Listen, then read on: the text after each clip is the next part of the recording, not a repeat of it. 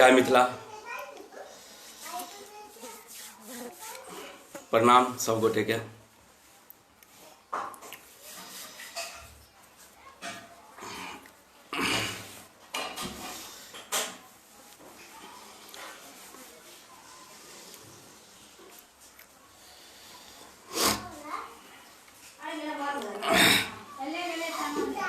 जुड़ू मित्रगण।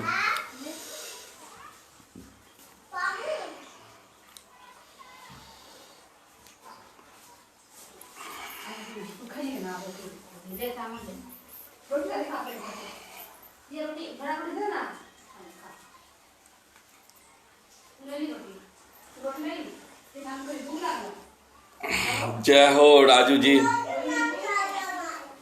जय मिथिला। मित्रगण जुड़ू। सबसे पहले हम बता दी, हमर नाम अमलेश मंडल है, पोस्ट में से लिख देलहुँ हन, और एगो सामाजिक कार्यकर्ता छी, सुचा मैथिल संस्था के एगो सेवा करै छी लगातार। तो मित्रगण, आइ हम लाइव आबि रहल छी अपने लोकनि के बीच, अपने सबके बीच। हम ठेठी मैथिली बाजब कनी दिक्कत हैत तऽ ताहिके लेल क्षमा चाहब। सबसे पहले हम आइ अहाँके कहि दी, सबसे पहले हम एगो हिंदुस्तानी छी, तो हिंदुस्तानी के नाते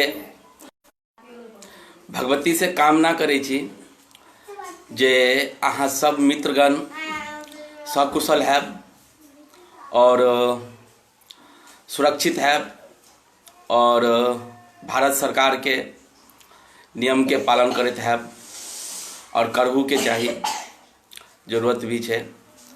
ई नहीं सोचियो जे हम सरकार के आदेश के पालन कर रहल छी।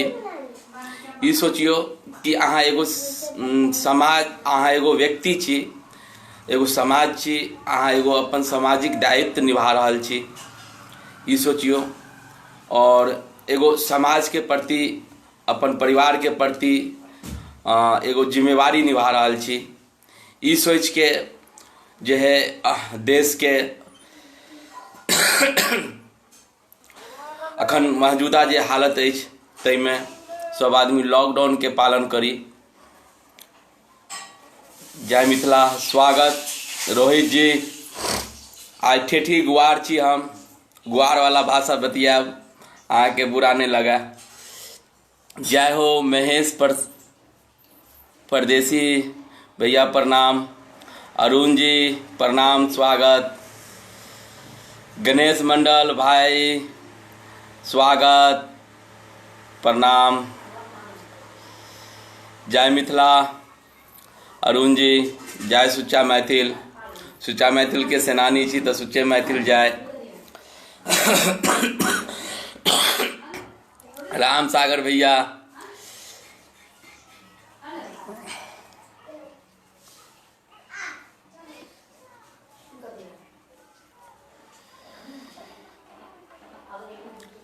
जय मिथिला।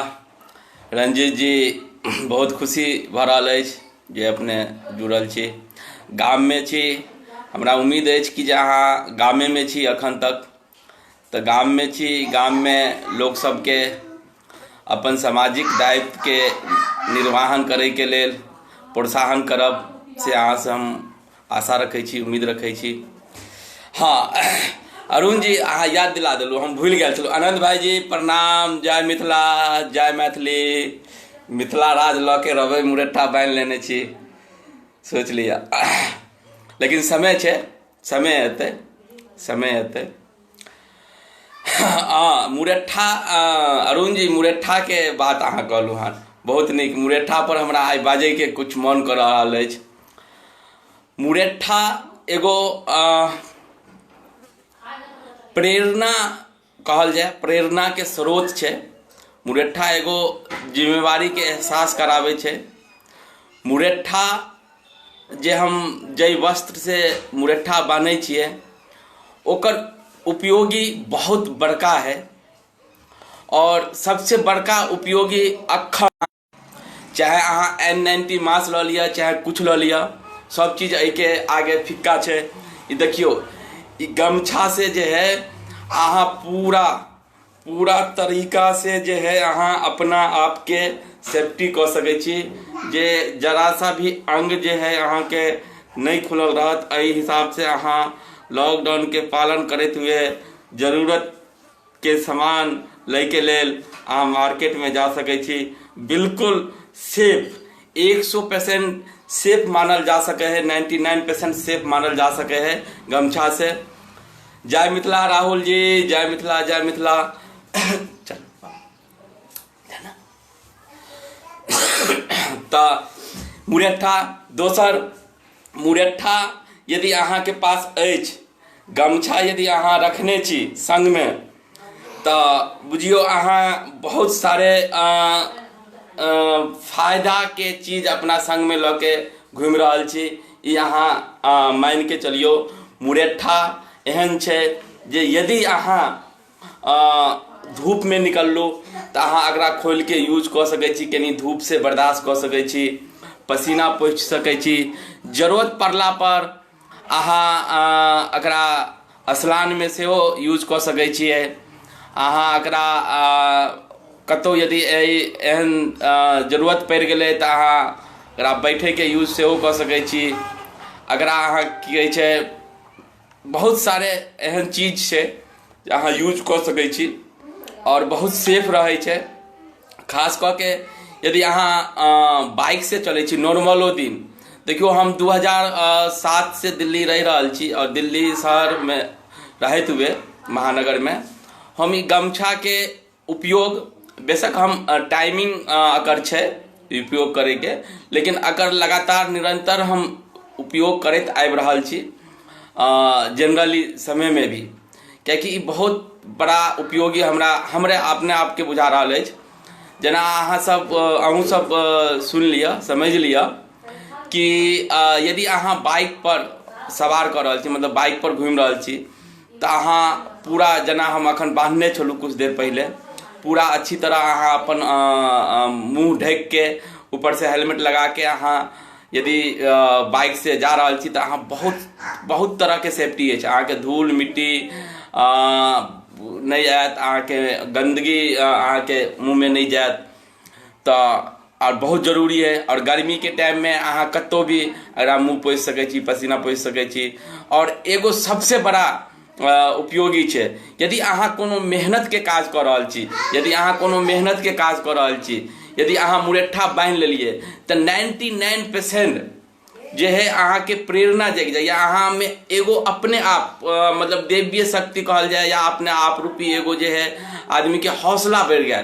बेशक कोनो भी काज यदि मान लिया अहाँ देख लिए, चाहे छोटा सन यदि मान लिया कोनो वजन के सामान उठा रहल छी या कुछ उठा रहल छी, यदि अहाँ मुरठा बांधि लेलिए तो अहाँ के कनी हौसला बढ़ जाइए।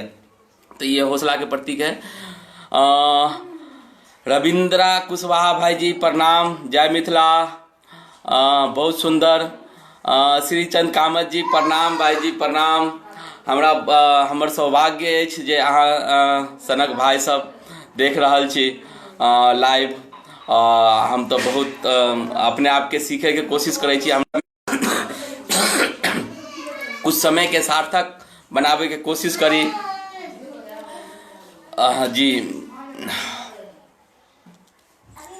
जी सब गोटे लाइव के शेयर करू जी। आनंद भाई जी भगियो नहीं, अहाँ के शपथ अछि, मुरठा बांधने छी हम।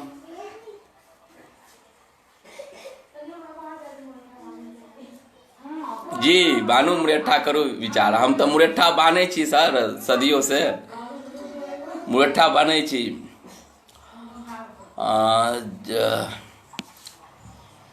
और जी घर में बैठल बैठल खांसी भऽ रहल अछि, की करू, खांसी के कारण अछि। आब साँझ के, अब बिहारी छी या मैथिल छी, खास कऽ के मैथिल छी तो साँझ के कनी सँझुका टाइम में कनी होइके चाही ना, नाश्ता पानी की कहे ओकरा, जलखै, तो तई के व्यवस्था भऽ रहल है, तो खाँसी के ओहि वजह से अछि, बाकी नहीं कोनो एहन दिक्कत। हम स्वस्थ छी और कामना करै छी अहूँ सब स्वस्थ हैब। जी जय किसान अरुण जी। और अरुण जी बहुत नीक। संजू अहाँ छी बाहर में, फोन हम अहाँ के करे चलू, एक दू दिन फोन नहीं उठा पेलू। आशा करै छी कि जे अहूँ सकुशल हैब। चल बाबू तो आई जे है अहाँ के कुछ चीज छे जे हम अहाँ के बता रहल छी। हम सब अहाँ के न कोनो पार्टी के समर्थक छी, न कोनो पार्टी के विरोधी छी।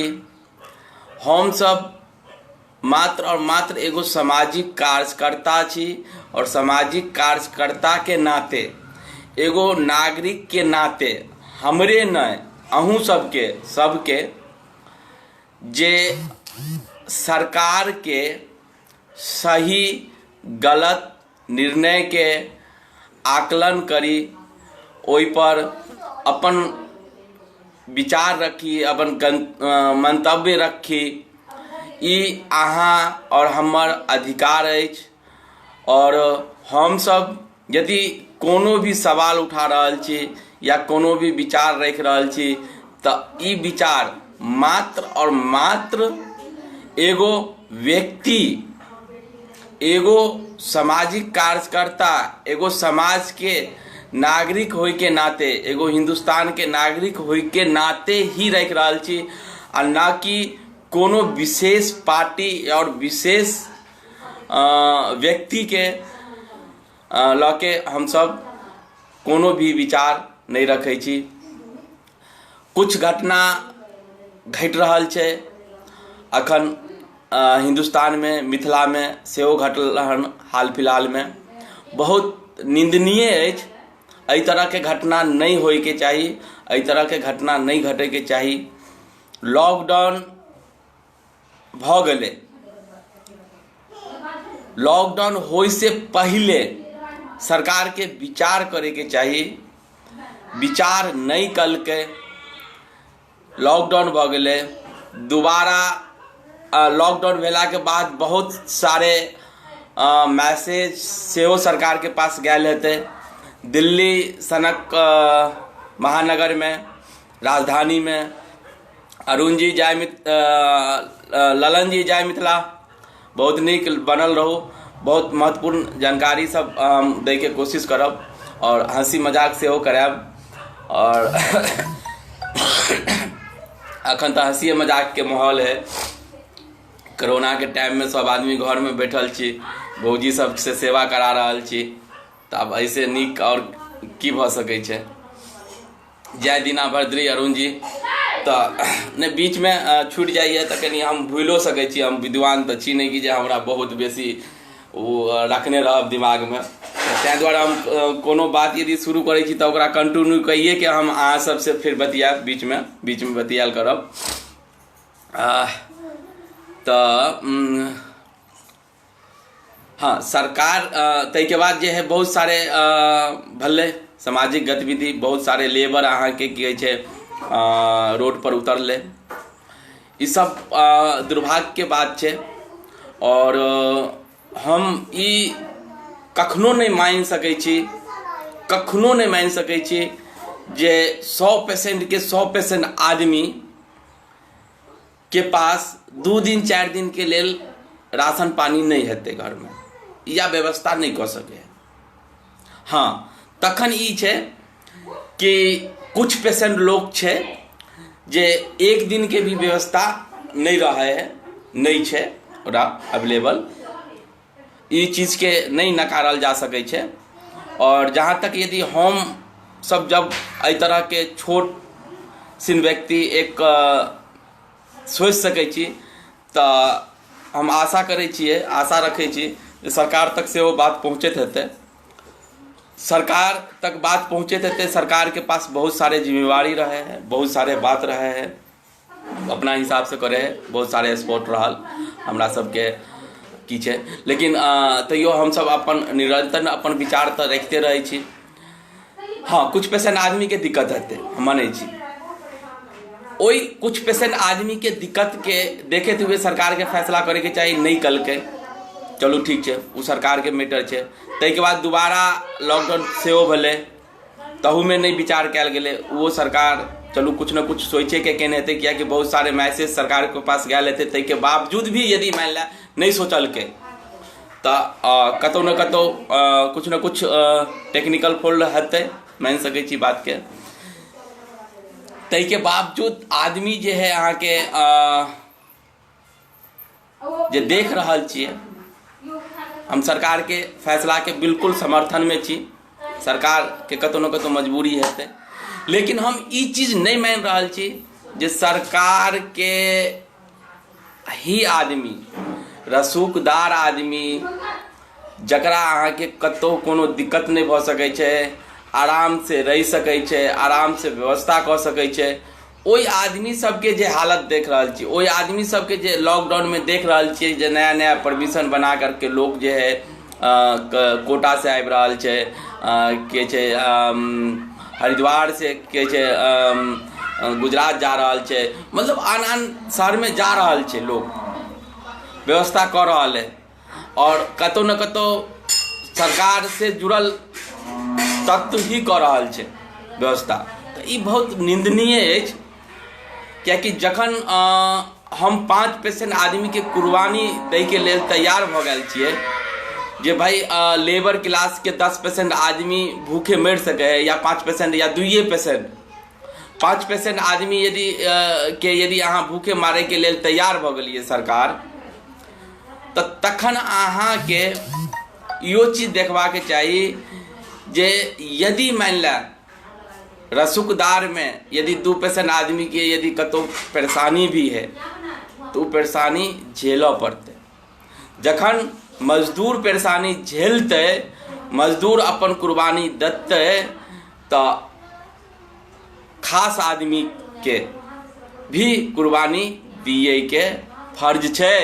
जतेक फर्ज हिंदुस्तान पर हमर एक मजदूर के है, उतना फर्ज एगो IAS IPS ऑफिसर के है, एगो अहाँ के छै उद्योगपति के है, उतने अधिकार है। यदि हिंदुस्तान के लेवल में यदि भारत के विपत्ति के समय में यदि मजदूर साथ दऽ रहल छै, तो उद्योगपति के भी साथ दै के चाही, कष्ट सहे के चाही।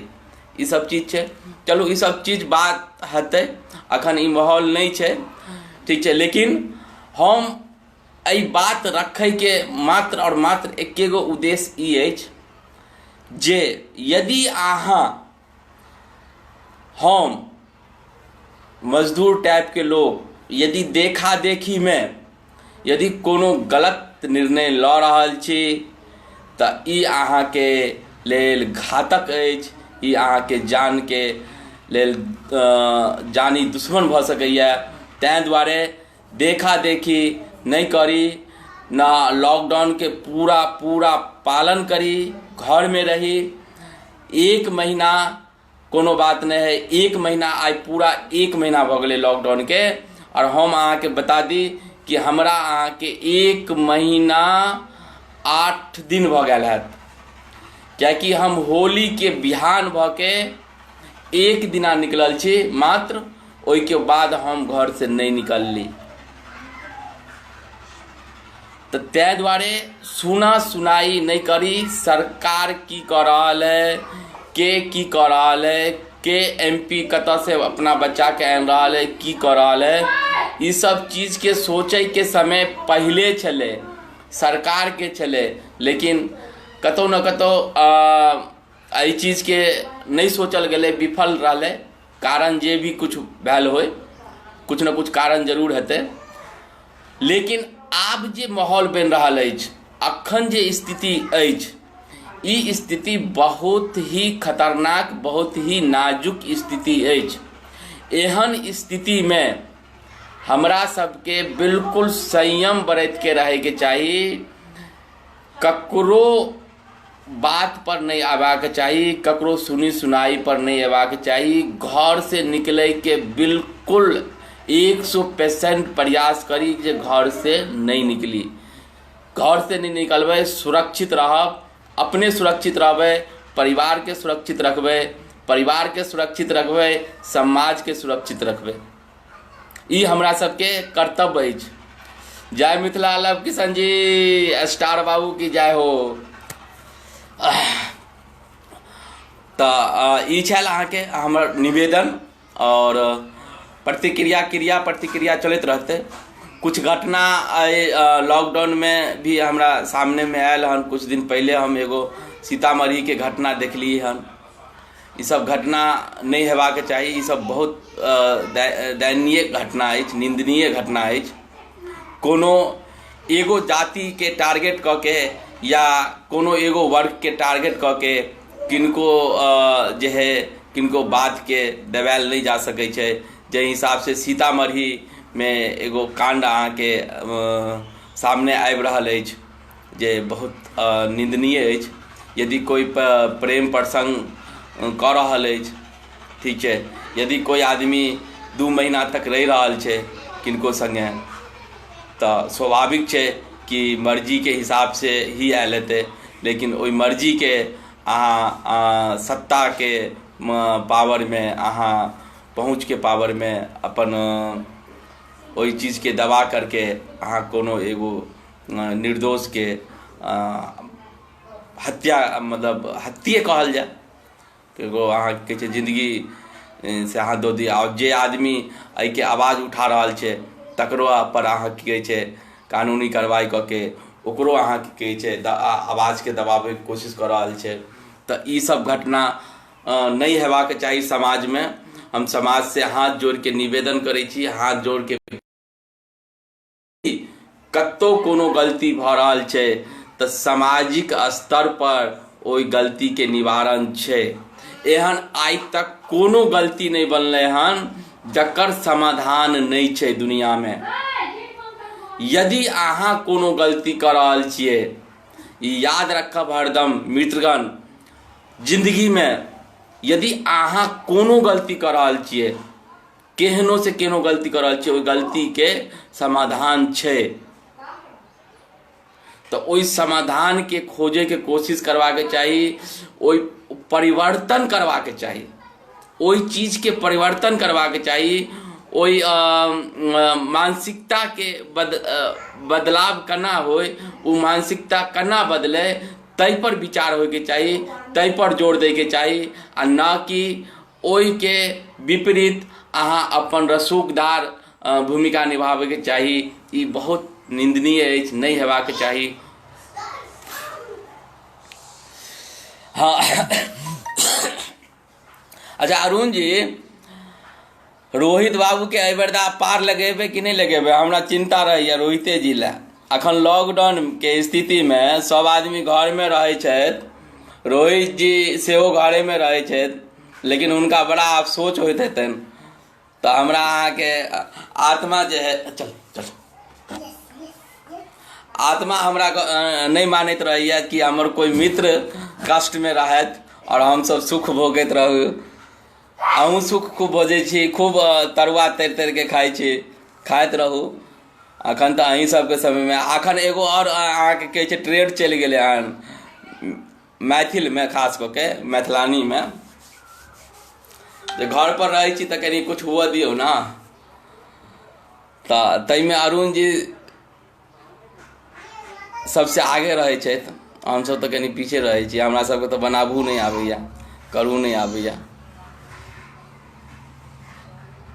हाँ हाँ, एहि बेर तऽ पार कहिए देबनि जेना हेतै, नहीं तऽ किडनैप कऽ लेबनि की। नहीं ललन जी, खांसी नहीं भऽ रहल अछि। कनी हमर मलकाइन कुछ बना रहल छलथि, ठीक है, तरुआ फरुआ बना रहल छै। आब बैठल बैठल घर में कहै छै खाइयो के खूब मन करे है ना लोग के, पैसा रहे चाहे नहीं रहे, पेट में अन्न जाइत रहे के चाहिए, नीक नीक चीज। ई मैथिल के तो स्वभावे है।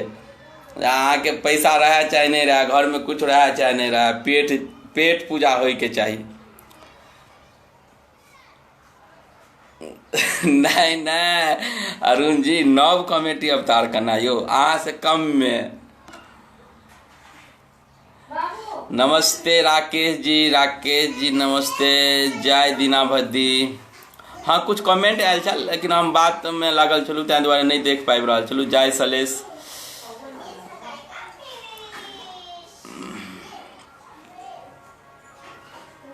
लाओ तो मोबाइल, लाओ तो मोबाइल लाओ, मोबाइल लाओ ना। हम एगो चीज और देखाबै छी। सरकार देखियो, हम सब बिहार से छी, मिथिला क्षेत्र से छी, और जना हम बार बार कहैत रहै छी जे देखियो हम एहन बात नहीं है, हम सरकार के पहलिए कह चुकल छी, हम सब कोनो पार्टीगत विरोध या समर्थन नहीं करे छी आ न करब। क्योंकि एगो चल बाबू नीचे चलो, नीचे चलो। एगो सामाजिक कर्तव्य है हमरा सबके जे नहीं आबि जाओ ना। अहाँ तो खूब खा रहा छी तरुआ से, हमरा सब बुझल अछि। खूब अहाँ कहै छै दरभंगा घुमाबै छियै लोग सब। हाँ दरभंगा घुमाबै छै से नहीं याद आबैया, आ बबन टोली में जाके फटाबै छियै। अहाँ से कम में। हाँ तो हम ई कह रहा छलू कि सरकार देखियो लोग सब आवाज उठाबै छै। हम हालांकि वोट तो जकरा भी दैत हो, जे सरकार बनल है तकरे वोट देने हेबै, तखने सरकार बनले, तो स्वाभाविक है। लेकिन जे हिसाब से सरकार के प्रति देख रहल छियै रवैया, ओहि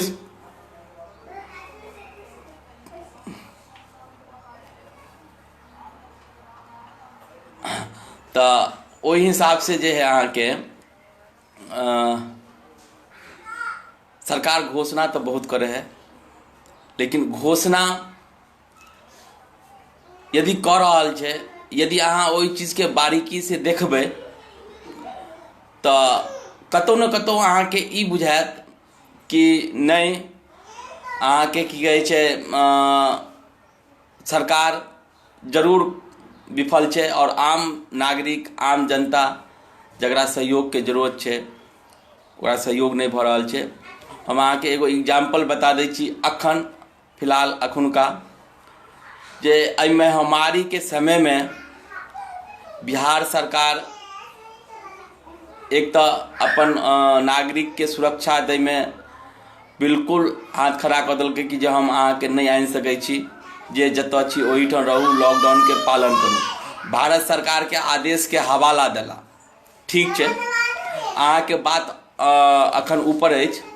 भारत सरकार के आदेश के हवाला देलू हन, ई वास्तव में एकरा उल्लंघन नहीं करवा के चाहिए, नहीं करे के चाहिए। लेकिन अहाँ के मारू चल, अहाँ के भी फर्ज बनै अछि कि अहाँ अपना नागरिक के सुरक्षा दिए,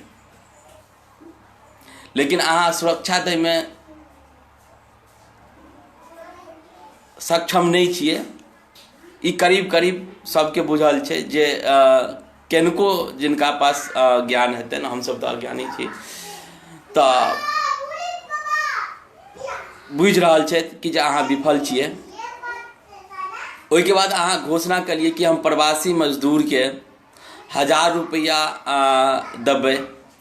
अब अहाँ ई बताओ, 1000 रुपया दै के लेल अहाँ ऐप तैयार करिए। ऐप जे तैयार करिए, हमरा अहाँ ई बताओ, ऐप में अहाँ ऐप तैयार करिए। जहाँ तक हमरा जानकारी मिल रहा है, हम अखन यूज तो नहीं करूँ, क्या कि यूज कहिए नहीं पाबि रहल छी, हम अखन अहाँ के देखायब। जहाँ तक हम देख रहल छिए कि जानकारी जहाँ तक अछि हमरा, ऐप में लोकेशन से हो ट्रस्ट भऽ रहल छै। ठीक है, बहुत नीक बात है, लोकेशन होय के चाहिए ट्रस्ट। ओहि के बाद जे ओहि में अहाँ जे शर्त लगेलिए हन जे बिहार के राशन, बिहार के आईडी होय के चाहिए। ठीक है, मान ली हम एगो सत्यपान करे के लेल बिहार के आईडी होय के चाहिए, अगर हम छी बिहार के खाता भी होय के चाहिए। जे व्यक्ति 10 साल पहले, जे व्यक्ति 15 साल पहले बिहार से निकल गया छे, जे व्यक्ति 17 साल के उम्र में बिहार से निकल गया छे, जे व्यक्ति 15 साल के उम्र में बिहार से निकल गया छे, अहाँ ई बताओ ओई व्यक्ति के बिहार में खाता कतऽ से हेतै? ठीक है, खातो के मान ली, दुनू चीज अहाँ शर्त राखि देलिए।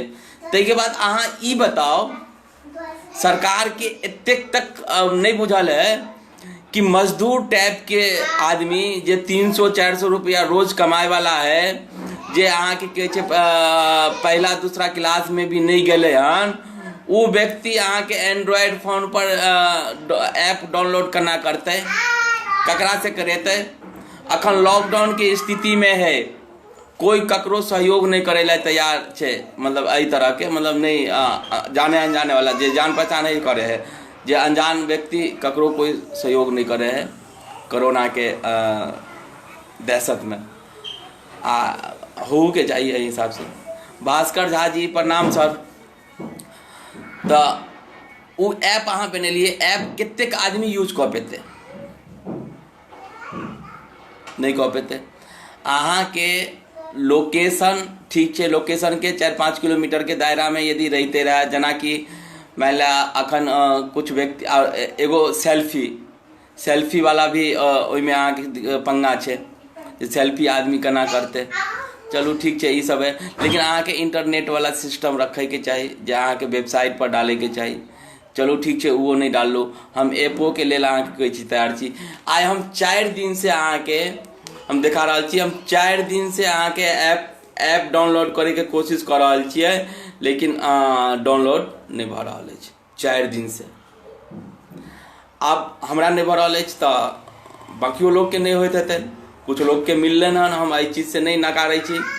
लेकिन देखियो बिहार, हम अहाँ सबके दिखाबै छी बिहार कोरोना सहायता ऐप के की कहि रहल छै।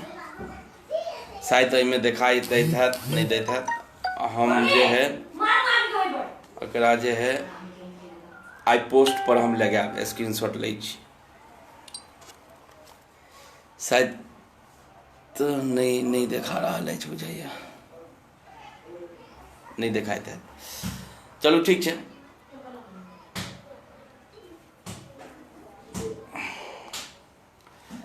ऐप नहीं डाउनलोड भऽ रहल अछि, नहीं होइए।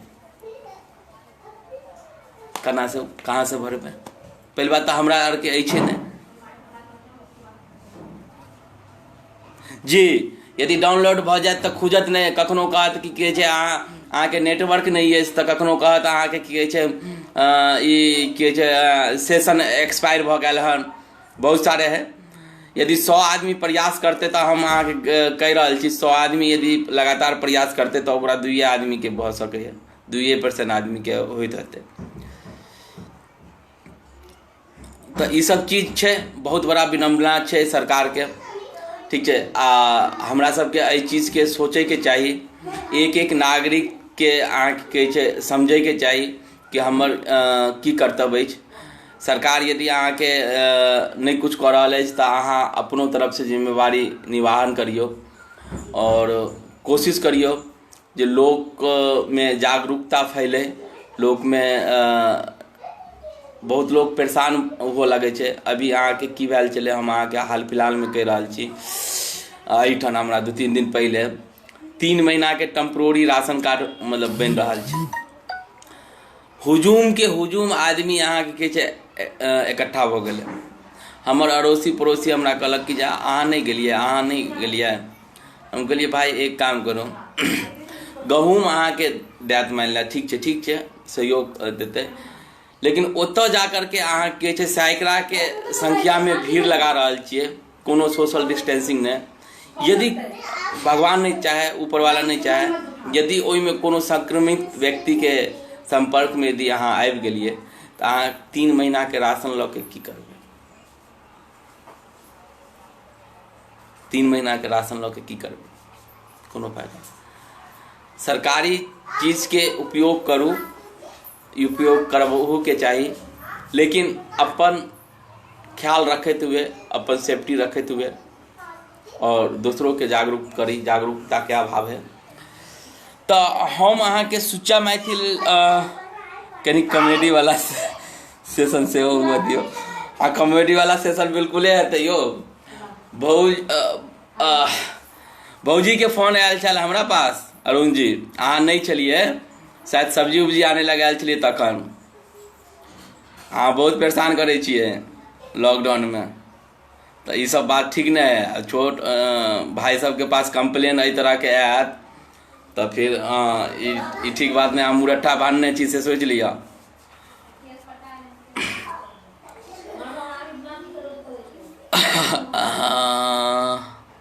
लाल बाबू जी प्रणाम, जय मिथिला।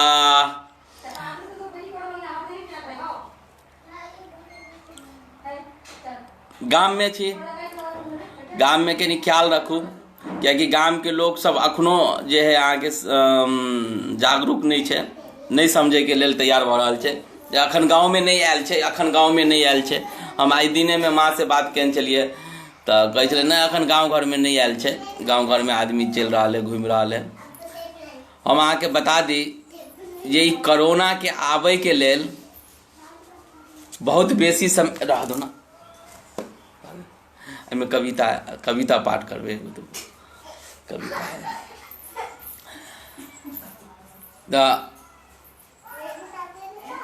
अखन गाम में नहीं आयल छे, गाम आर में अखन ओतेक ई नहीं है।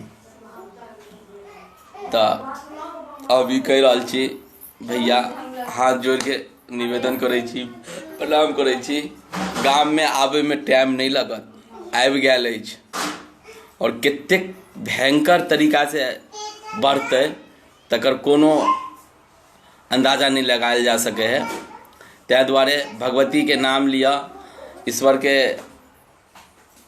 ध्यान करूँ और ई कोरोना महामारी से निपटे के प्रयास करूँ और जतेक भ सके ओतेक अहाँ के छै।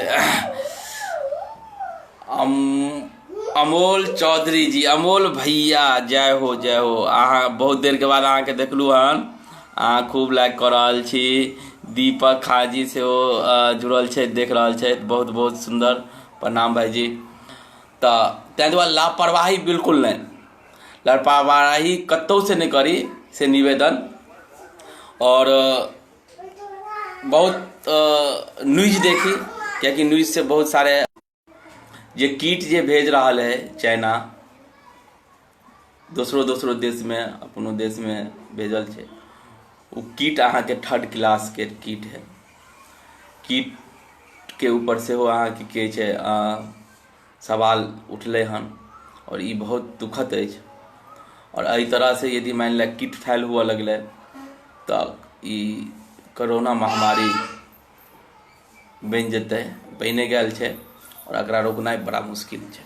तो तै द्वारे प्रणाम भाईजी बिंदेश्वर ठाकुर जी, कवि जी जय हो जय हो, कवि जी की जय हो।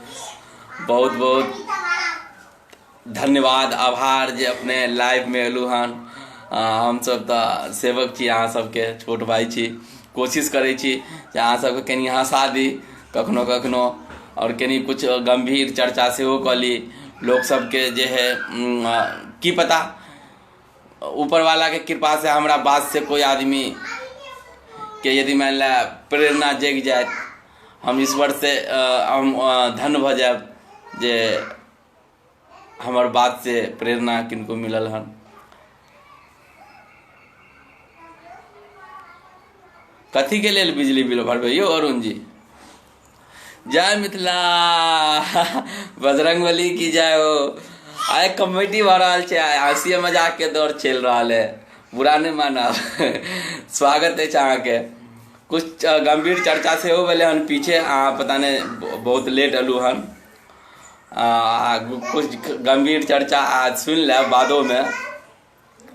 और हम बता दी जे ओना हम सुच्चा मैथिल के एगो सेना छी और हम सुच्चा मैथिल के जहिया से जन्म भेले तहिया से हम लगातार सुच्चा मैथिल के सेवा करते आबि रहल छी।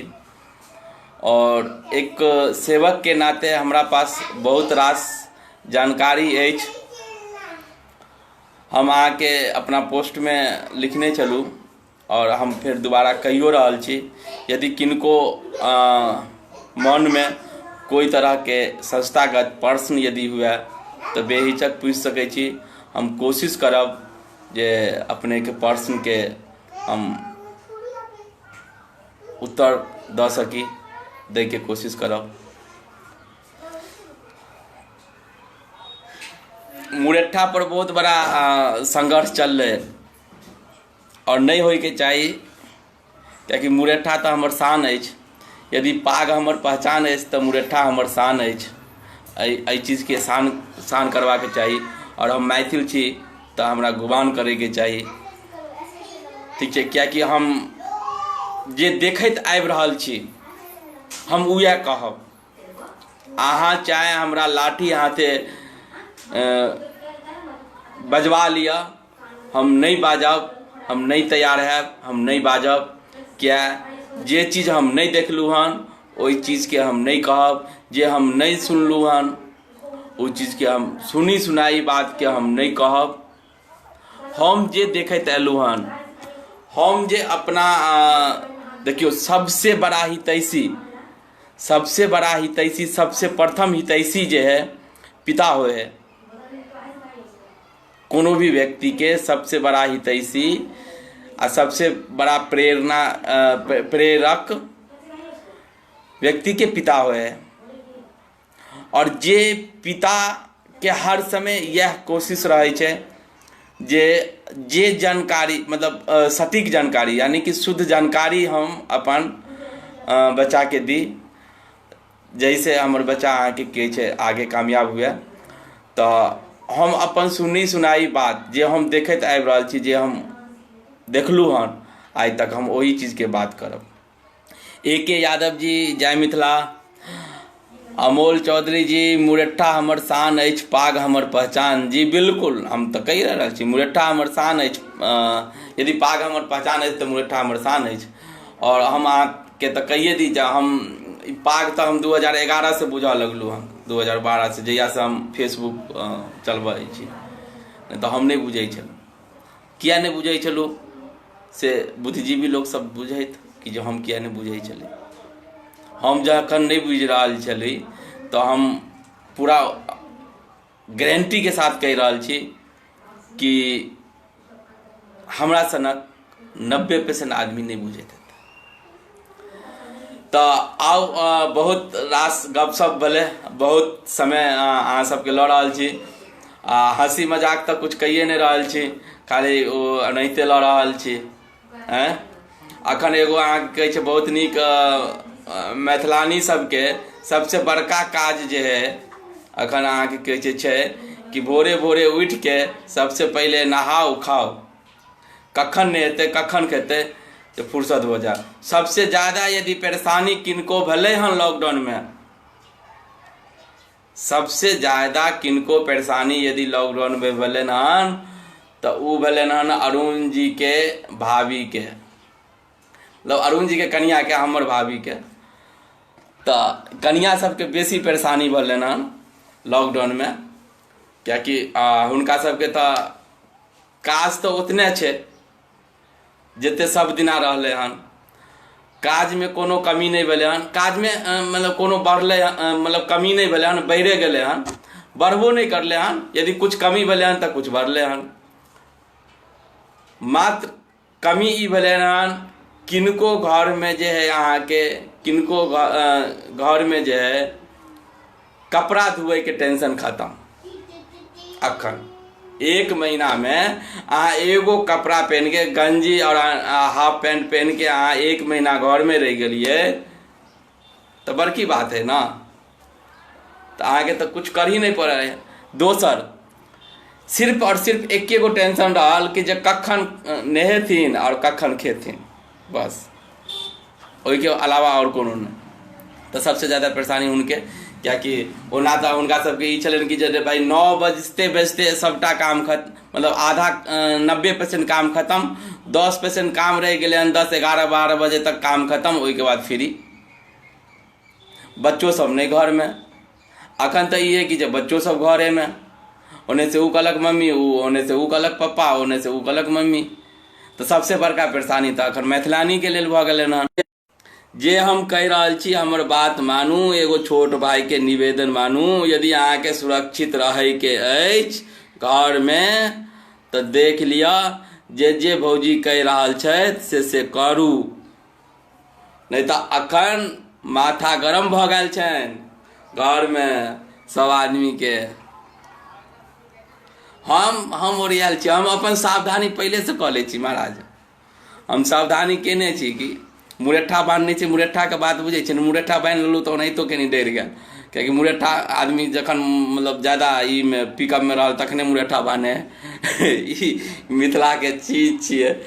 तो हम मुरेठा बांधने रहलूँ ज़्यादातर। अखन लॉकडाउन के समय में हमारा गमछा हमरा कन्हे पर रहैया, कियाकि हमरा निको लगैया कि बीच बीच में कनी मुँह यार पोछि पाछि लेलहुँ आर मुरेठा बांधने रहलूँ।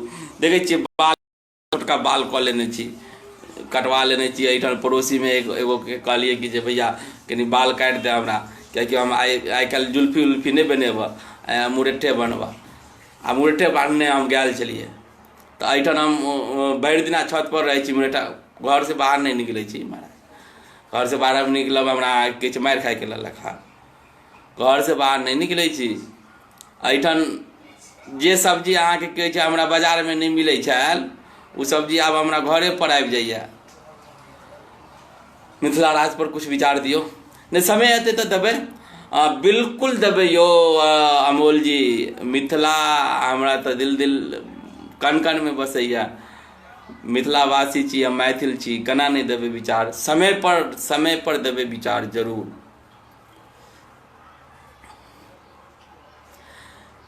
वहीं आर दिशान हम बहुत बिल्कुल सावधानी। हमरा घर पर सब चीज आबे, हम तरुआ तर के खियाबैत रहे छी।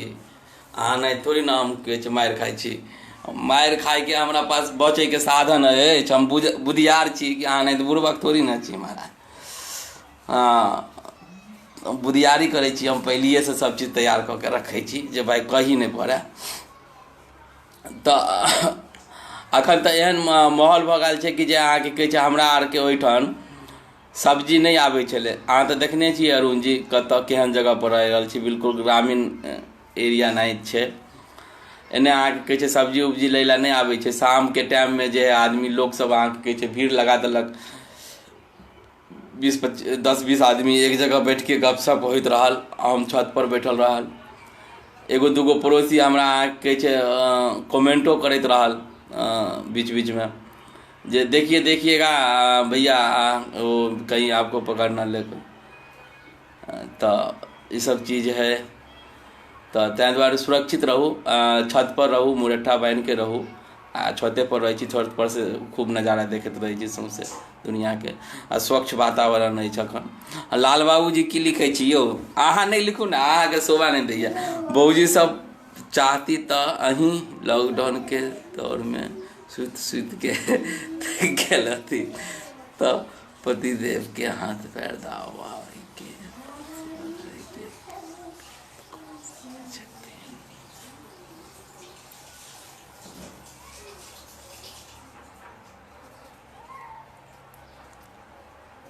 महाराज। अहाँ के बुझले नहीं अछि, होटल उटल सेहो बंद छै अखन महाराज। यदि खाना नहीं बनत तो भूखले सुतऽ पड़त, और राशन पानी के वजह से तो सुती पड़त 10 दिन के 5 दिन के बाद, कुछ दिन के बाद। और अखन यदि अहाँ एहि तरह के बात कहि देलिए तो फिर सोच लिया अहाँ के की हाल है। चाय जे 1 कप मिलैया सेहो नहीं मिलत।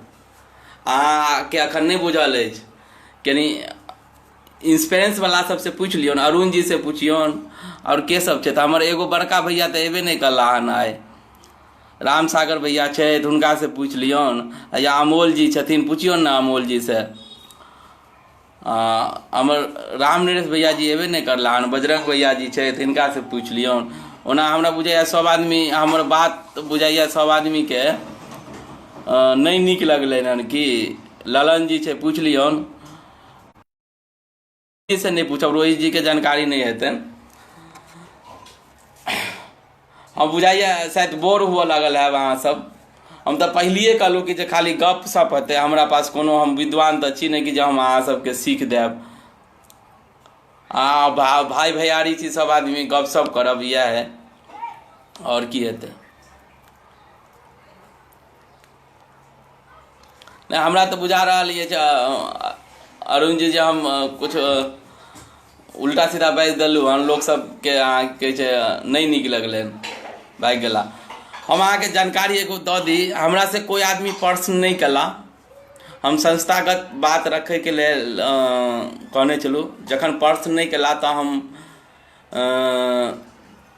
कह दै छी, एगो जानकारी दऽ दै छी कि जे संस्था जे है अहाँ के लॉकडाउन के स्थिति में, लॉकडाउन के समय में, विपत्ति के समय में लगातार अहाँ के मानव सेवा कऽ रहल अछि। यथासंभव हमरा सबसे जतेक होइ अछि ओतेक हमसब करै छी। सर हम कवि नहीं छी, अहाँके बता दै छी, आ ना हमरा पास ओतेक ज्ञान अछि कि जे हम कोनो कविता लिख सकै छी। दोसर के लिखला है एगो कविता, एगो राम नरेश भैया जी छै, हुनकर नहीं अला हन, उनका शायद बुझाइए भौजी आई नहीं आबऽ देलखिन, तो हुनके लिखल एगो कविता हम सुनाब अहाँ के लास्ट में। कनी हम एगो जानकारी दऽ दी संस्थागत, जे जहिया से लॉकडाउन भेल अहाँ के 22 तारीख से, हम सब 23 तारीख के आंगन फांगन में सब आदमी कोर ग्रुप में चर्चा के लिए और कॉन्फ्रेंस पर गपशप भेलै और निर्णय लेल गेलै जे व्यक्ति के अचानक लॉकडाउन में अचानक से ओकरा पास अहाँ के राशन नहीं छै, पैसा नहीं छै, या ओकरा अहाँ के जे छै दिक्कत छै, ओहि व्यक्ति के हम सब सहायता करी। एहि कर्म में जे है अहाँ के हमरा सबके राष्ट्रीय कोषाध्यक्ष छथि मिथिलेश भैया, सुच्चा मैथिल सेनानी छथि समस्तीपुर से, हम उनका सलाम करै छियनि जे ओ हमरा कहला कि जे हम प्रत्येक दिन 2 से मुंबई में से लगातार अहाँ के संस्थागत सहयोग कर रहल छथिन, राशन पहुँचा रहल छै। हम सब सूखा राशन पहुँचेनाइ शुरू केली, पहुँचा रहल छी, और जहाँ जरूरत पड़ि रहल छै वहाँ हम सब खाना के व्यवस्था सेहो कर रहल छियै। कई जगह खाना के व्यवस्था सेहो केलिए और चल रहल छै, नाला सुपारा में सेहो चल रहल छै। दिल्ली में सेहो हम सब बहुत रास लोग के राशन उपलब्ध करेलिए।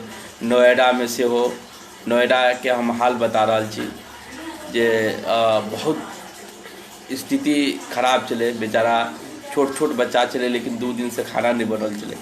एहन व्यक्ति के पास हम सब राशन पहुँचेलिए हन, और ई सब काज जे है निरंतर चल रहल छै, अभी तक कर रहल छी हम सब।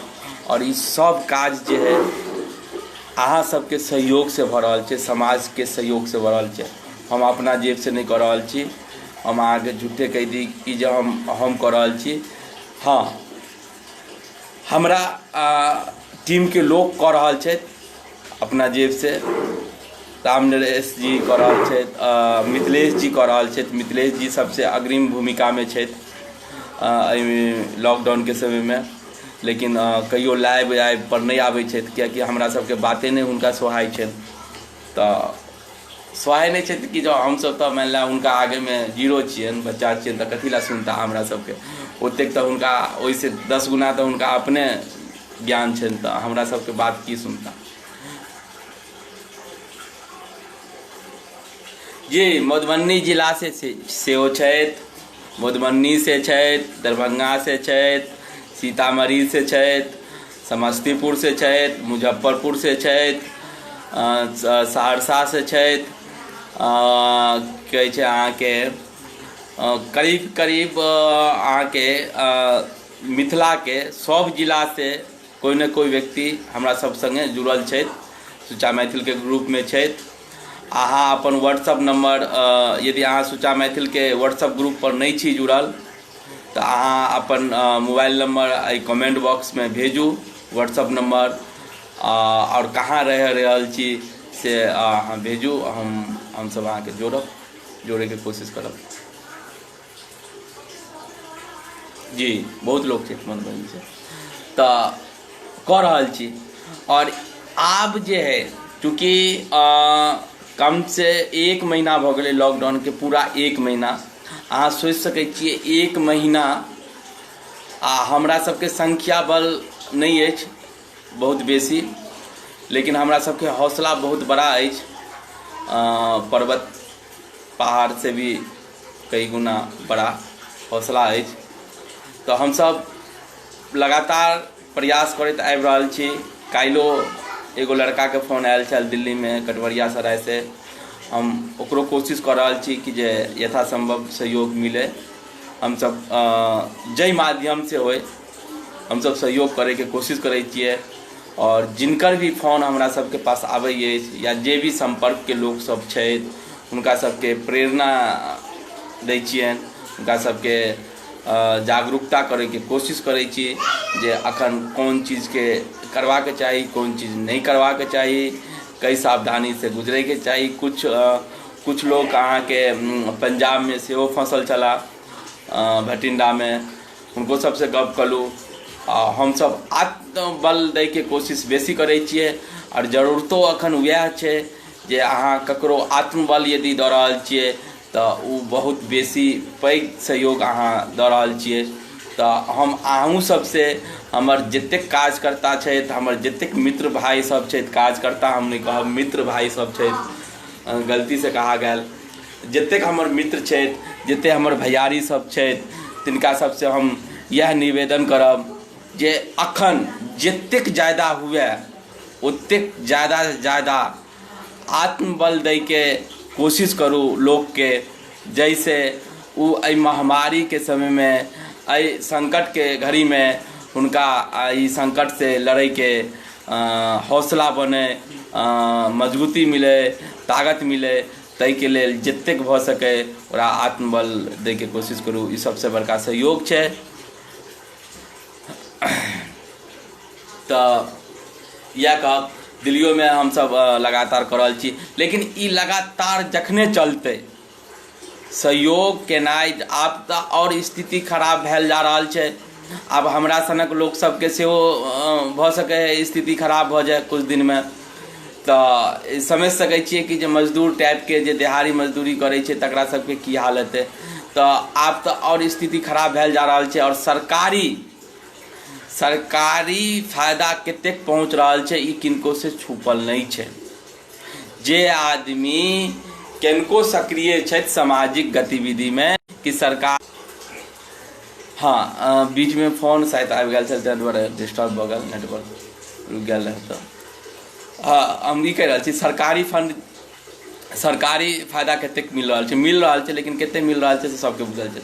तो ताहि दुआरे सुच्चा मैथिल अहाँ सब भाई से अपील करै छथि, समाज से अपील कर रहल अछि कि एहि के निरंतर जारी रखे के लेल, मानव सेवा के निरंतर जारी रखे के लेल सुच्चा मैथिल के साथ सहयोग करी, हाथ मिलाबी, हाथ से हाथ मिला करके सहयोग करी, मानव सेवा करी।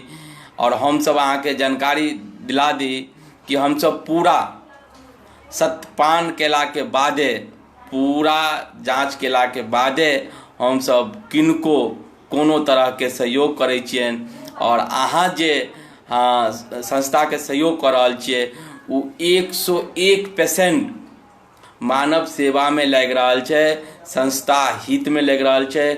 हम सब कोनो ट्रेवलिंग फंड अलग से नहीं लै छियै, संस्था के अपन पैसा खर्च कऽ करके जाइ छियै, या अपन जेना फोने करै छियै तऽ अपन फोन कऽ के यूज करै छियै। मतलब जतेक भी काज है, जतेक कम से कम, जतेक ज़्यादा से ज़्यादा भ सके हमरा सबसे हम सब पारदर्शिता और मानवता के ख्याल रखते हुए सहयोग करै छियै।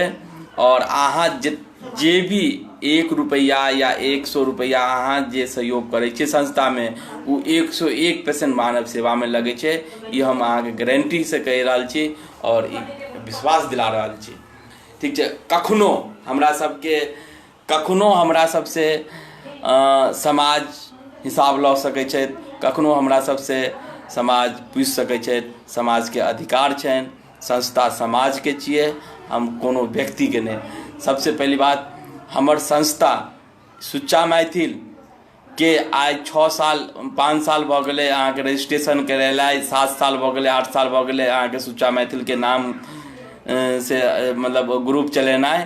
सुच्चा मैथिल के नाम 7 साल से चल रहा है, सोशल मीडिया में देख रहा है जे आदमी व्यक्ति है, लेकिन आज तक हमरा सब जे है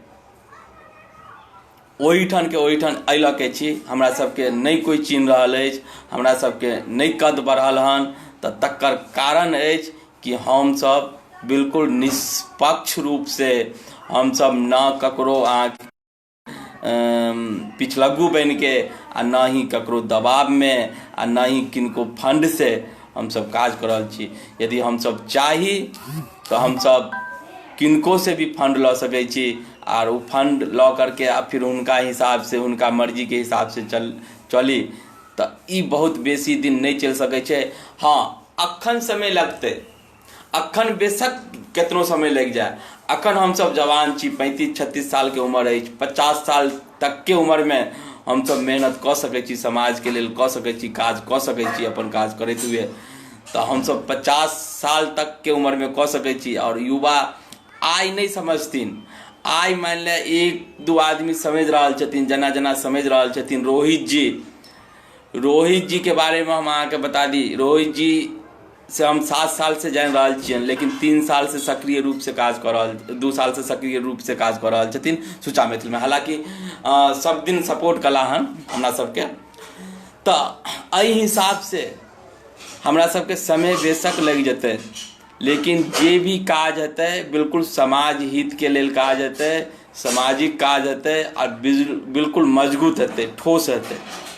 तैं दुआरे हम सब कतौ से कोनो तरह से विचलित नहीं भऽ रहल छी, कोनो तरह से हताशा नहीं अछि हमरा सबके। जो हम सब हमरा सबके एतेक दिन भऽ गेल हन, लोग नहीं चिन्हैया, लोग नहीं बुझैया, संस्था नहीं बढ़ि रहल छै या कुछ नहीं कऽ रहल छै, नहीं बढ़ि रहल छै। जहिया समाज के ई बुझेतनि कि नहीं सुच्चा मैथिल काज कऽ रहल छै, नीक काज कऽ रहल छै, जहिया विश्वास हेतनि तहिए जुड़थिन आ तहिए जुड़ैत, बिना विश्वास के नहीं जुड़ैत। ओना नाम के लेल अहाँ हमरा संगे जुड़ि के अहाँ बहुत बेसी कारगर नहीं भऽ सकै छी आ ना हम भऽ सकै छी अहाँ के लेल, ना अहाँ भऽ सकै छी हमरा लेल। तैं दुआरे पूरा विश्वास कऽ लिअ। विश्वास जखने हुए तखने अहाँ हमरा संस्था संगे जुड़ू, मदद करू, हेल्प करू और हम सब कोशिश करब जे समाज में परिवर्तन आवे, समाज में आत्मबल के बोध कराबी हम सब। आ हम सब अखन तक आत्मबोध के ही कोशिश कराबैत एलहुँ हन अपन समाज में। जे समाज अहाँ के अखनो ई समझ रहा है कि जहाँ मैथिली हमर नहीं अछि या मिथिला से हमरा कोनो वास्ता नहीं अछि, जबकि वो मिथिला में रहि रहल अछि, वो मैथिल छथि, मैथिली बाजै छथि, लेकिन वो मैथिली के सम्मान नहीं करै छथि। किया? कारण छै, बहुत लंबा कारण छै, ओते कारण पर जायब तऽ भरि दिन लागि जायत इएह में। तऽ लेकिन ओहि व्यक्ति सबके हम सब प्रेरणा जगाबे के कोशिश करलू हन आ करैत आबि रहल छी आ करैत रहब।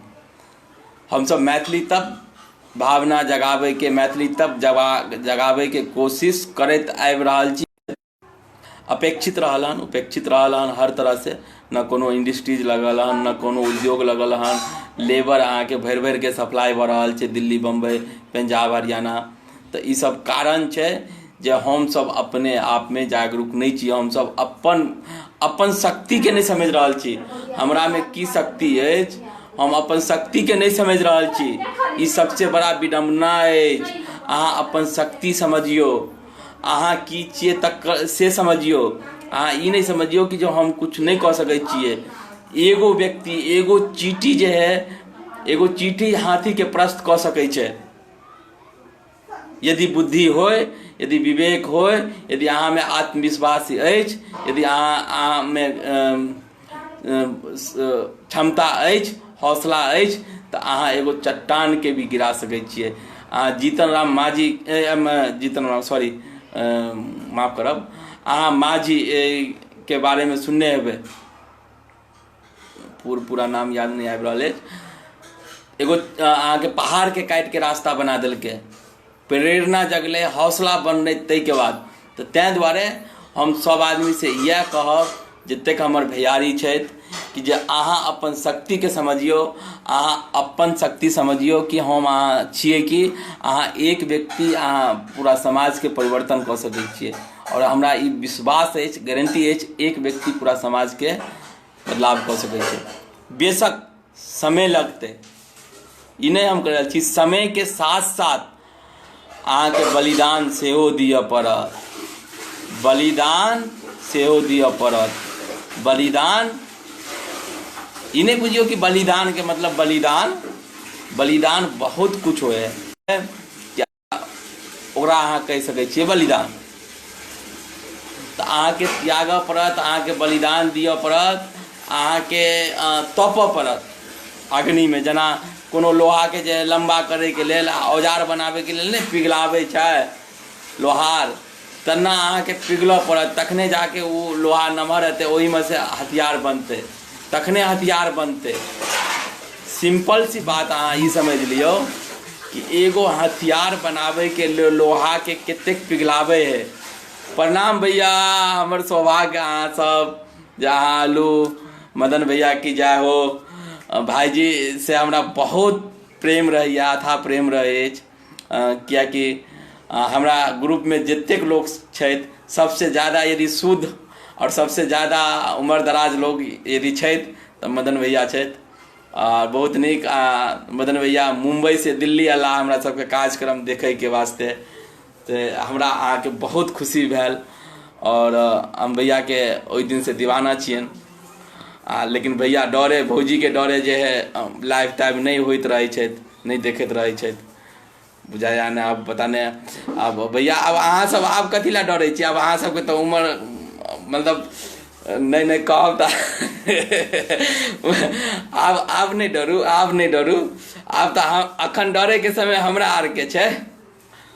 अहाँके तऽ के छै साथ में, अहाँके के छै साथ दै के लेल, के छै हमर भतीजा सब सेहो आबि जाता, लेकिन हमरा सबके तऽ अखन साथो दै ला नहीं कोई अछि संग में, तऽ ताहि दुआरे हमरा आरके तऽ डरऽ पड़त। अहाँ नहीं डरियो, लाइव आबै छियै, छोट भाई सब लाइव आबैया तऽ कनी लाइव देखल करियो, कनी हौसला बढ़ायल करियो। अहाँ काफ़ी सारे जे है पेज से बहुत सारे अपन भाई बंधु लाइव भेल छला पिछला, ताहि सब में आयल करियो कनी लाइव में। और बहुत रास हम बात कलू हन 1 घंटा से, ठीक है, और जानकारी भी दिलू हन, और अखनो हम दै ला तैयार छी। हम 2 घंटा 3 घंटा। शोभित मंडल जी प्रणाम भाई, जय मिथिला। हम हर संभव कोशिश करब जे कोई कोनो तरह के प्रश्न करी तऽ हम हुनका अहाँ की कहै छै जवाब दी।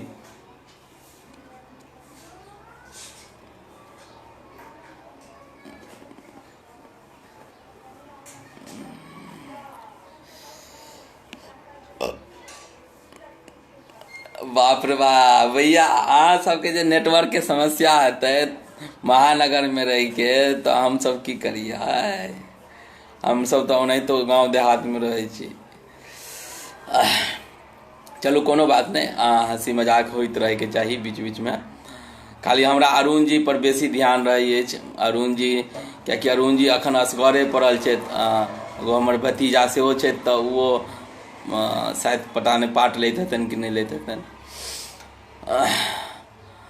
तऽ यह सब चीज़ हम कहब, जानकारी देब। और लास्ट में हम अहाँ के एगो कविता सुनाब, जो बहुत नीक कविता लिखने छै हमर राष्ट्रीय संस्थापक अध्यक्ष राम नरेश भैया। आज नहीं अयला हन, आज हुनका भौजी से बड़ डर छनि। सबसे बेसी यदि कोई डरे छथिन हमरा सबके ग्रुप में तो राम नरेश भैया। कहैत चाहे नहीं कहैत हम समझ रहल छियै, हम बुझि रहल छियै बात।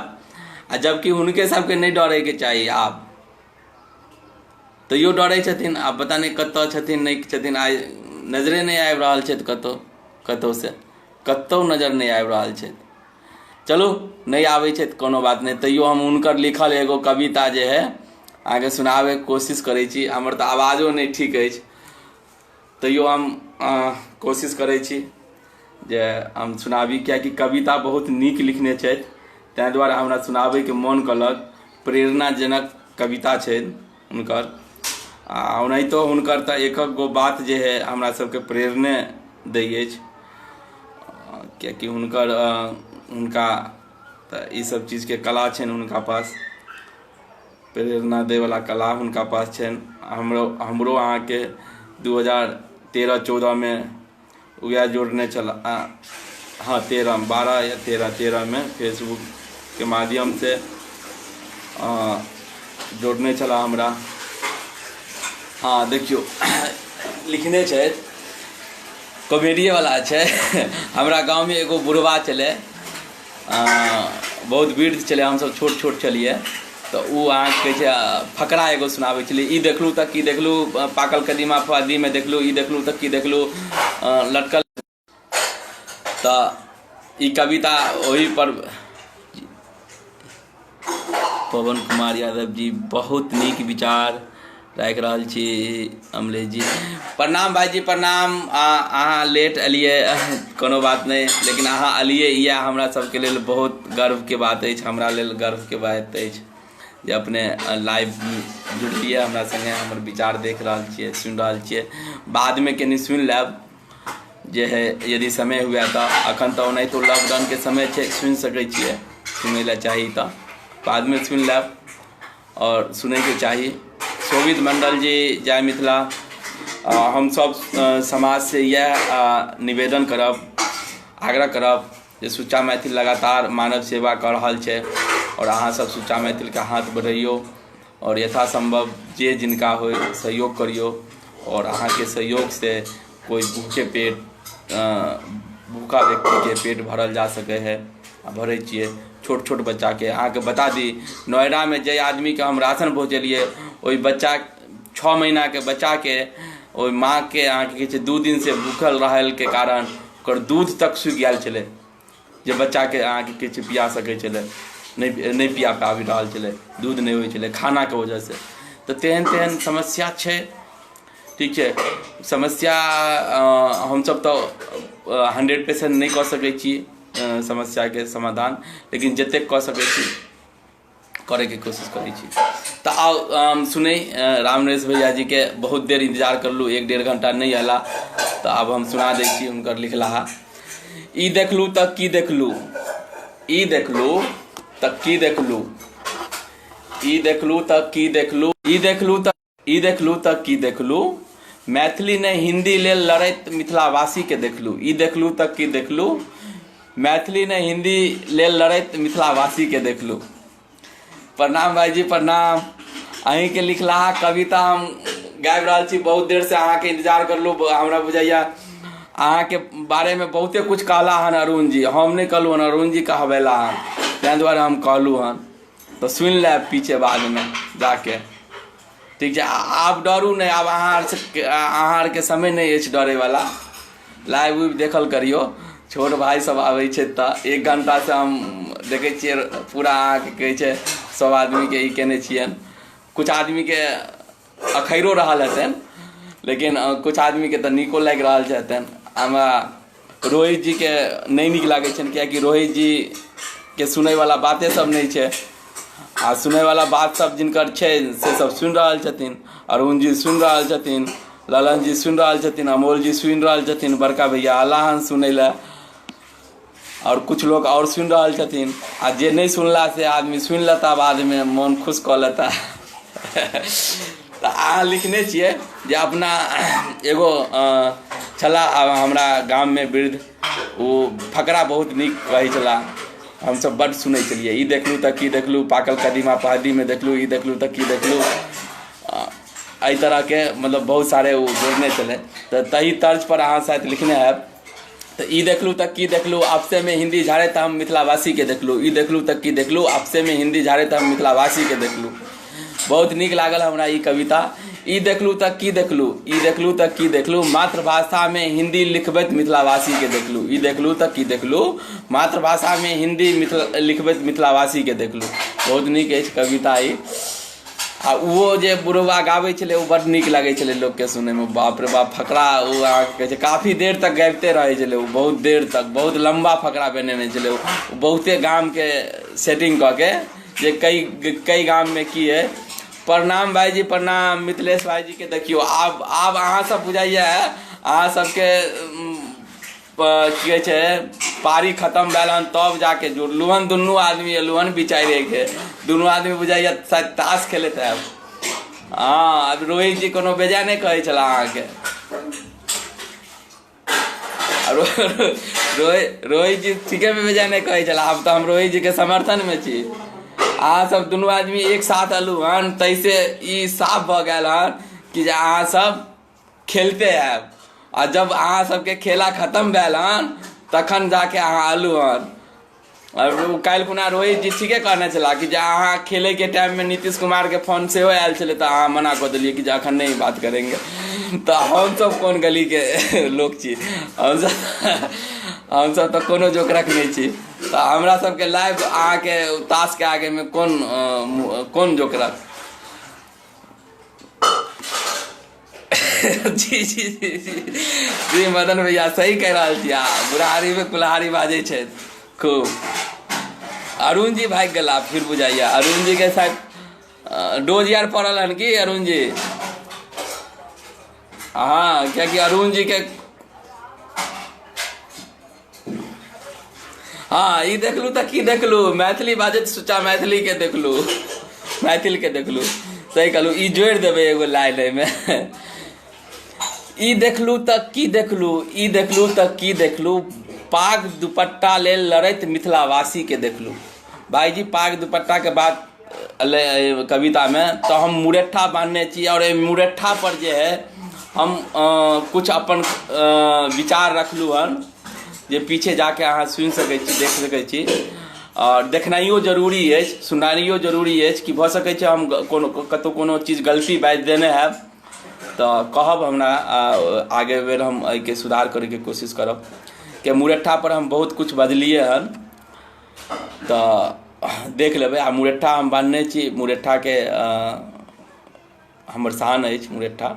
और नहीं तो हम 1 महीना से गमछा हमरा कन्हे पर रहल हन, कखनो हटल हन नहीं, खाली सुते बेर में जे है सिरमा के नीचा में भऽ गेल हन। और अहाँ के बता दी कि समय के हिसाब से हम गमछा यूज कर रहल छी 2007 से, और सब आदमी के यूज करवा के चाही। ई बहुत उपयोगी छै, खास कऽ के बाइक पर यदि अहाँ चलि रहल छियै तो पूरा सेफ्टी अहाँ के अछि। अहाँ की कहै छै पूरा मुँह बांधि के अहाँ हेलमेट लगा लिअ, बहुत फायदा करत, बहुत अहाँ के गंदगी नहीं जात।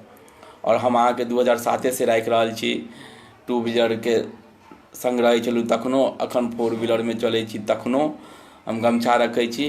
कियाकि भऽ सकै कतौ जरूरत पड़ि गेल कोनो चीज के।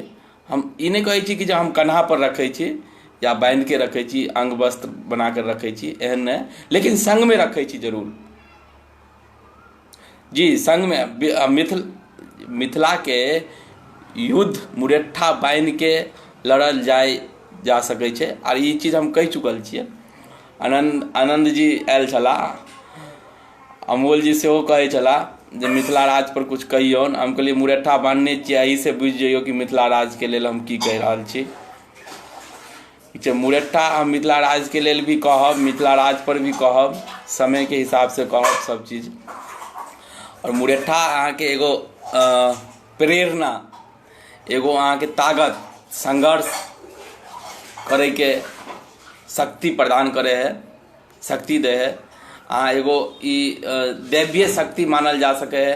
अहाँ महसूस करियो जे जखन अहाँ मुरेठा बांधि लै छियै या गमछा अहाँ मान लिअ कमर में बांधै छियै तऽ अहाँ के एगो प्रेरणा जगैए अंदर से, कोनो वजन से वजन चीज उठाबै के या कोनो भी भरगर काज करे के जे है अहाँ के साहस बनैया। साहस दैए, ई आंतरिक चीज छियै। तऽ ई बहुत उपयोगी छै। एहि चीजके अहाँ नकारल नहि जा सकै छै आ न कोई नकारि सकै छै। हमसब जे देखैत अयलहुँ हन सएह कहब लोकके। तऽ कहि रहल छी, कविता अहाँके कविता लिखला पूरा करै छी। हमर तऽ आवाजो नहि ठीक हैत, लेकिन तैयो कोशिश करै छी। ई देखलहुँ तऽ की देखलहुँ, ई देखलहुँ तऽ की देखलहुँ, मुरठा बान्हैत मिथिलामे सुच्चा मैथिलके देखलहुँ। ई देखलहुँ तऽ की देखलहुँ, मुरठा बान्हैत मिथिलामे सुच्चा मैथिलके देखलहुँ। इहो जोड़ि देबै। ई देखलहुँ तऽ की देखलहुँ, ई देखलहुँ तऽ की देखलहुँ, एक दोसरके टाँग खींचैत मिथिलावासीके देखलहुँ। ई बहुत बड़ा विडम्बना छै अपना समाजमे, ई बहुत बड़ा विडम्बना छै। आ एही चीजके लेल एहिके धुर विरोधी हम छी। और इएह चीज हम लोकके कहैत रहै छियै, लोकके कहैके कोशिश करैत रहै छियै, जतेक हमरा भगवान ज्ञान देने अछि, जतेक हमरा क्षमता अछि, जतेक हम देखने छियै। रुकू ने मिथिलेश जी, अहाँ बड्ड अहाँ मतलब ई बदमाशी नहि कहब, अहाँ बड्ड लेकिन ई परेशान कऽ रहल छियै सुच्चा मैथिल सबके। अहाँ भौजीसँ एक दिना हम अहाँके किछु करै छी, कोनो जोगाड़ लगाबै छी। हम सब जगह जोगाड़ लगा लै छियै, से बुझि लिअ। हम करै छी, ऊपर करै छी। हम सोचि रहल छी ई लॉकडाउनमे ही हम अहाँके नहि सबक सिखला देलहुँ तऽ फेर अहाँ हमरा कहब। हम लगल छी जोगाड़मे, हम करै छी जोगाड़। अहाँ हमरा भैयोके जे है अहाँ फंसा के राखि लै छियै झूठेके, हैं। तऽ ई जे है अहाँके कहै छै टाँग खींचैवला बात पर हम कहि रहल छलहुँ, ई बहुत बड़ा विडम्बना है। और एहि चीजके नहि होइके चाही। एक दोसरके हेल्प करैके चाही, जतेक भऽ सकै अहाँमे। अहाँ जाहि तरहसँ हेल्प कऽ सकै छियै। जरूरत नहीं है कि जे अहाँ धन से ही हेल्प करियो, पैसे कौड़ी से। यदि अहाँ समर्थ छियै तऽ पैसा कौड़ी से भी हेल्प करियो। यदि अहाँके कोई दुरुपयोग कऽ रहल अछि या अहाँके मतलब सम्मान नहीं दऽ रहल छै, अहाँ सम्मान दऽ रहल छियै, तऽ बेहिचक अहाँ दैत रहियो। अहाँके मोनमे कखनो ई नहीं आबैके चाही जे हम फल्लाँ आदमीके सम्मान दै छियै, फल्लाँ आदमी हमरा सम्मान नहीं दै अछि।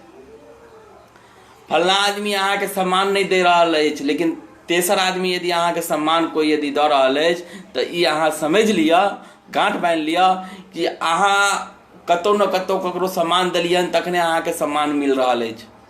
यदि आइ अहाँके बुलंदी पर यदि अहाँ पहुँच रहल छियै, यदि मानि लिअ कुछ कऽ रहल छियै, तऽ अहाँ ई सोचियो जे अहाँ कतौ न कतौ ककरो न ककरो हेल्प कलियै हन। अहाँके मोनमे कतौ न कतौ अहाँके मोनमे समाजके प्रति भावना अछि, नीक भावना अछि, नीक उद्देश्य अछि, तखने अहाँ आगे बढ़ि रहल छियै, तखने अहाँ कामयाब भऽ रहल छियै। एक दोसरके टाँग नहीं खींचैके चाही। और हमसब कोशिश नहीं करै छियै। हमरा सबसे जतेक आदमी पूछै छथि कोनो भी चीज, बेहिचक हम अहाँके कहि दै छियै, बेशक ओहिमे हमरा नुकसाने किया नहि भऽ जाय।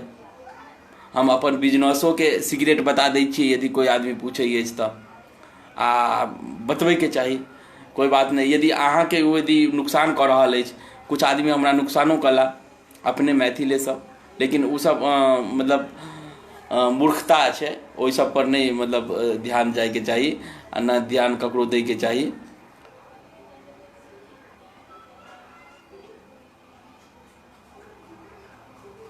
जी। आ एक चीज इहो एगो बहुत नीक बात अहाँ कहलियै हन रामनरेश भैया, जे यदि अहाँके सफलता आसानी से यदि सफलता अहाँके आसानी से भेट जायत, कोनो भी चीज यदि अहाँके आसानी से भेट रहल अछि, तऽ ओहि चीजके महत्व अहाँ लग कम भऽ जाए। तैं दुआरे सफलता मुश्किले से मिले, तखने अहाँ सफलताके एहसास हैत, ओहि चीजके अहाँके एहसास हैत जे हमरा ई चीज एतेक मुश्किल से मिलल छल। निशी कुमारी बहन, बहुत बहुत धन्यवाद, आभार अपने जे लाइव में जुड़लू ताहिके लेल। ठीक है, तऽ नेटवर्कके दिक्कत रहैए, ताहि दुआरे बीच बीचमे रुक। शंभू शर्मा भाईजी, जय मिथिला, प्रणाम प्रणाम। हमर अभाग्य जे अहाँके दर्शन भेल आइ, कते दिनके बाद अहाँ हमर लाइवमे एलू। बहुत बहुत आभार अहाँके। सादर प्रणाम। अहाँ सब छोट भाई के भूल गेलिए, चलू कोनो बात नहीं, अहाँ सब भूल गेलिए लेकिन हम नहीं भूल सकै छी, हम नहीं भूलब।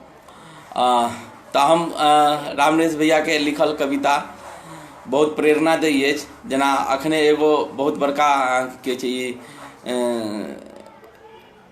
छथि एगो जे वाक्य जे अखने कहने छलू, एक दोसर के टांग खींचैत, ई देखलू तऽ की देखलू, ई देखलू तऽ की देखलू, भाषा संस्कृति के नाम पर मुंह बाबैत मिथिलावासी के देखलू। यो चीज सत्य है।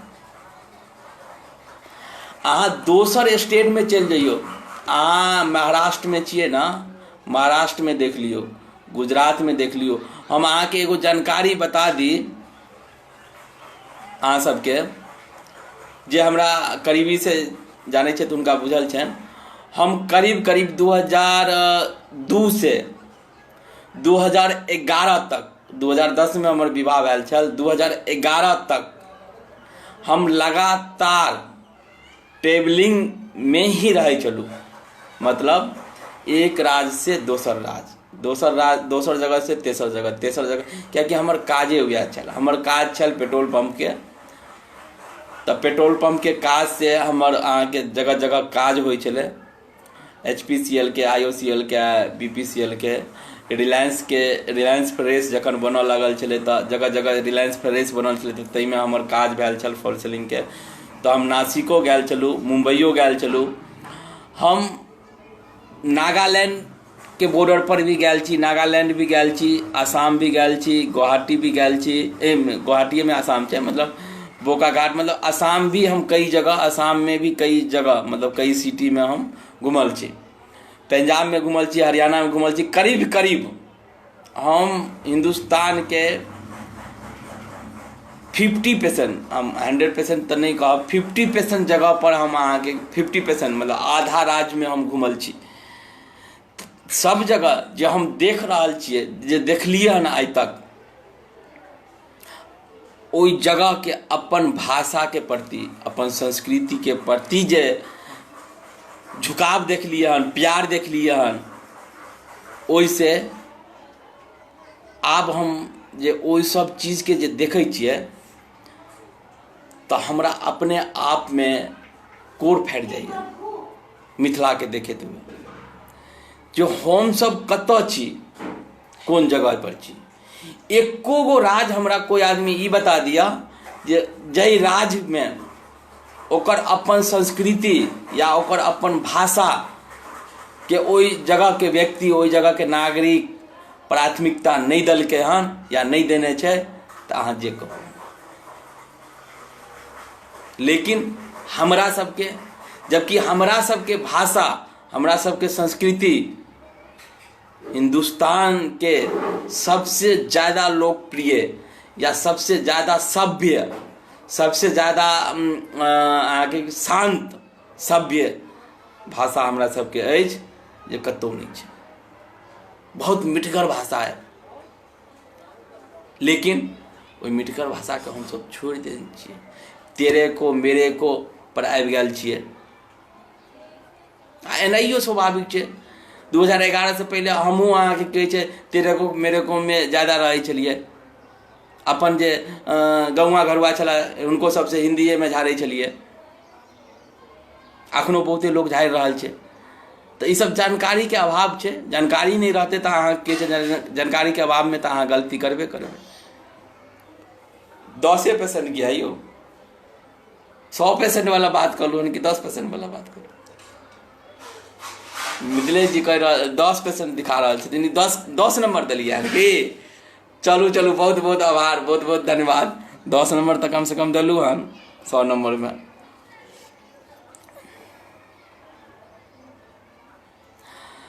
जय मिथिला, प्रणाम मनोज झा जी, सर प्रणाम।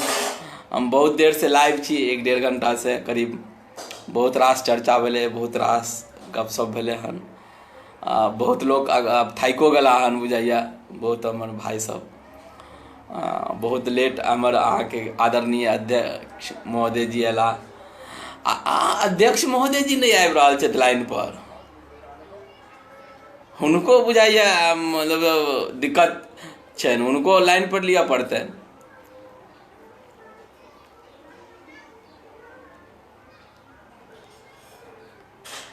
मिथिलावासी के भारत के भाषा और संस्कृति पता चलिंदा, अपन भाषा संस्कृति के बात करियो तो कुछ निकले।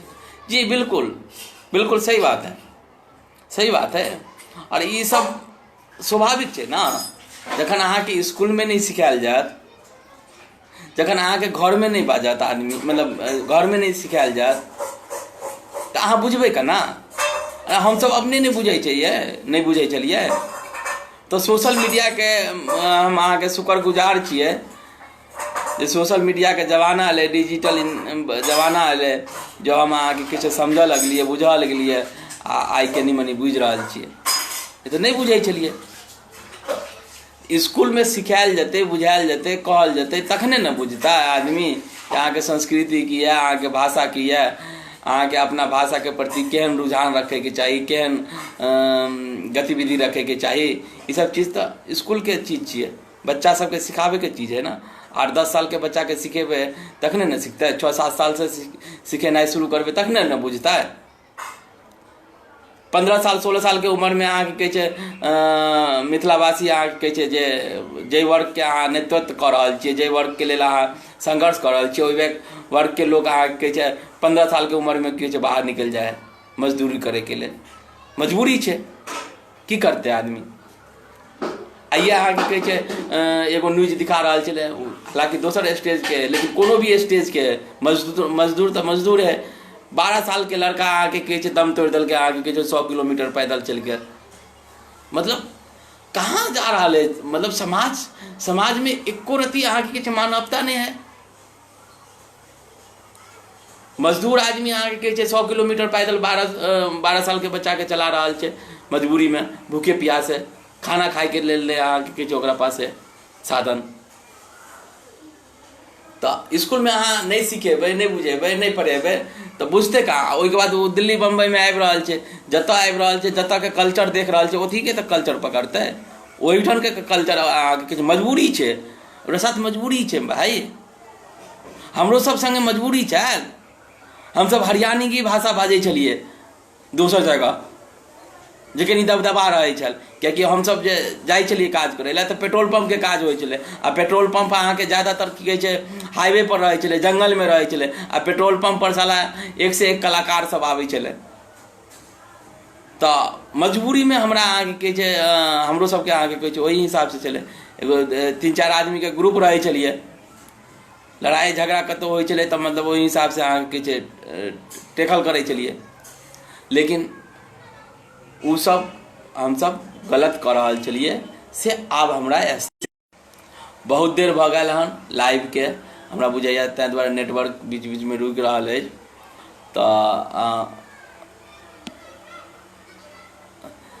तो वह हम कह रहल छी, हम जे छी से छी, ओहिमे हमरा शर्म कोन बात है। यदि हम नहीं पढ़ल छी तो नहीं पढ़ल छी, हम मूर्ख छी तो छी, हम लेबर छी तो छी।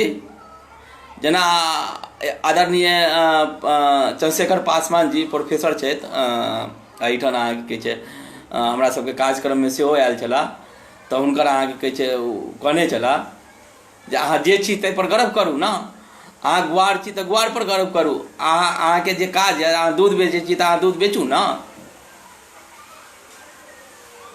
तो जब तक अहाँ अपने ऊपर गर्व नहीं करबे, तब तक अहाँ अपन मातृभाषा के, अपन मातृभूमि के। हम आय अध्यक्ष जी नहीं अला, राष्ट्रीय अध्यक्ष जी, हम राष्ट्रीय महासचिव छी संस्था के एगो मतलब ई कहल जाए जिम्मेवार व्यक्ति छी। हमर लाइव के घोषणा भिनसरे भ गेल छल, ठीक छै।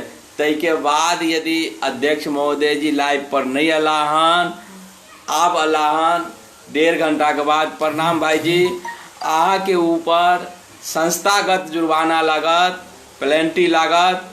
ये हम लाइव खत्म भेला के बाद कोर कमेटी में राखब, अहाँ के दिअ पड़त। आ चाहे भौजी के दबाव में नहीं आयल हुए, चाहे जै चीज से नहीं हुए, चाहे अहाँ जतऽ से आनि के दिअ, लेकिन जुर्माना अहाँके दिअ पड़त, नहीं तो आइ से हम अहाँके प्रण कऽ रहल छी जे हम अहाँके घरमे झगड़ा लगाबैके जे वेद केनाइ शुरू कऽ देब। अरुण जी भागि गेला बात सुनि के, ठीक छै, डर से। राम नरेश भाईजी, मिथिलेश भाईजी 1.5 घंटा के बाद अला, डरे नहीं आबै छला जे छोड़ा कुछ से कुछ बाजते लाइव पर। हमरा सबके की छै पीछे से बेलना के की छै प्रभाव पड़त, तो तैं दुआरे नहीं आबै छला। लास्ट में जे है अल्लाह हन, तैं दुआरे अहूँ नहीं आबै छलू, तो से सोच लिया जुर्माना लगबेटा करत। आब एलू हन, आब एला से नहीं ना, डरे एलू हन। आब अहाँके ई बुझा गेल होयत कि जे आब तो चलि गेला, आब तो जे बाजे के हेतै जे बाइक बुक के चलि गेल हैत, तो आब तो एबो करत तो कोनो बात नहीं। यदि मान ले वीडियो क्लिप एबो जेतै ना, तो ओकरा मूड कऽ देबै और आगे भागि जेबै, ताकि सुनबे नहीं करत। नहीं नहीं जी, कोनो बात नहीं। हाँ, हमरा नंबर हमरा कनी भेज देता है पर्सनल में। हाँ, प्राइवेट बात है, तो हम जुगाड़ लगेनाइ शुरू कर देबै, कियाकि हमरा आइ अहाँके हिनका से बहुत तकलीफ भेल हन, नहीं अला हन। आब हम हिनका झगड़ा लगेनाइ शुरू कर देबै। हम पहले ग्रुप में कहि चुकल छलू जे आबू सब आदमी, अपने सब भाई छी, नहीं कुछो। ई कोरोना काल छै, केवल संकट के घड़ी छै, हंसी मजाक हेतै, कुछ चर्चा हेतै, कुछ गंभीर चर्चा सेहो हेतै बीच बीच में, और बीच बीच में हंसी मजाक सेहो हेतै। आ होऊ के चाही, कियाकि अखन जे है अहाँके यह एगो साधन छै जे हमसब अहाँके माइंड जे है, और हमरा सबके कर्तव्य सेहो अछि जे माइंड के डाइवर्ट केनाइ लोग के, जे अपन खास कऽ के जे अपन जतेक लोग छथि, जे संपर्की लोग छथि, जे अपन मित्र मंडली में छथि, हमरा सबके कर्तव्य अछि, एक एक व्यक्ति के कर्तव्य अछि कि एक एक व्यक्ति के माइंड डाइवर्ट करनाइ। कियाकि अखन जे है कोरोना के डर से बेसी जे है मानसिकता जे है आदमी के बिगड़ रहल छै। मतलब घर में बैठल बैठल अर्थव्यवस्था के लऽ के या कोनो भी चीज के सबसे ज़्यादा कोरोना से ज़्यादा डर जे है अखन मीडियम क्लास के लोग के अपन अपन अर्थव्यवस्था, अपन अपन फाइनेंशियल फ्रीडम के बेसी अहाँके चिंता भऽ रहल छै। तो एहि सब चीज के हम सब आदमी से निहोरा करब, सब आदमी से हाथ जोड़ के माफी विनती करे ला चाहब जे अखन आब जे है कोनो भी तरह के माइंड में नहीं रखी जे हमर फाइनेंशियल कंडीशन की हैत, हम केना रहब, केना एडजस्ट करब। अखन मात्र और मात्र इतना ध्यान रखी जे अहाँ एगो जिम्मेवार नागरिक छी, अहाँ एगो जिम्मेवार व्यक्ति छी, अहाँ एगो जिम्मेवार परिवार के मुखिया छियै, अहाँ के ऊपर जिम्मेवारी परिवार के अछि, अहाँ के ऊपर जिम्मेवारी समाज के अछि जे अहाँ एहि संकट के घड़ी में अपन कष्ट छोड़ के अहाँ के की हैत ओ जहिया हेतै तहिया देखबै ओकरा। अखन अहाँ के कर्तव्य अछि कि जे अहाँ दोसर आदमी के माइंड डिस्टर्ब नहीं करी, ओकर माइंड बहलाबी, ओकरा अहाँ के भरोस दी, ओकरा से अहाँ के कहै छै जतेक भऽ सकै परिवार में पॉजिटिव बात करी, निगेटिव बात कतौ से नहीं आनी। ई सब चीज के खासा ध्यान रखे के जरूरत छै अखुनका समय में, अखन जे संकट चल रहा है देश में, ठीक है। हंसी मजाक भी होते रहे के चाहिए, और बहुत नीक छै बीच में अहाँ की कहै छै टाइम पास करे के लेल ताश खेलू चाहे लूडो खेलू, ई सब चीज भी जरूरी छै। हमहूँ लागल रहे छी भरि दिना बच्चा सबके संगे, कियाकि बच्चा सबके तो अखन मान लिअ स्कूल नहीं चल रहा, हमर सब तो छोट छोट बच्चा अछि, नमहर बच्चा वाला सब तो मान लिअ ऑनलाइन देख के या कुछ न कुछ मतलब गतिविधि कऽ के अपन पढ़ाई जारी रखने छथि। लेकिन जे छोट बच्चा छै, जकरा 3 साल 4 साल के बच्चा है, नर्सरी LKG वाला बच्चा सब, ओकरा सबके तो मान लिअ की करबै, ओकरा सबके तो मान लिअ ऑनलाइन भी नहीं पढ़ि सकै, लऽ सकै छै क्लास, तो ओकरा सबके यदि मान लिअ स्कूल जाए है, स्कूल से दबाव मिलल तखने पढ़ै लए बैठल। आब घर में हरदम अहाँ ओकरा पर प्रेशर देनाइ भी एहि समय में, कियाकि घर में बंद रहे है 24 घंटा, तो घर में बंद रहे 24 घंटा तो भऽ सकै छै मतलब डिस्टर्ब हो जाए। तैं दुआरे कनी हल्का दबाव दऽ करके कनी इंटरटेनमेंट करी बच्चा के, जिनकर छोट बच्चा छै, हमहूँ कऽ रहल छी।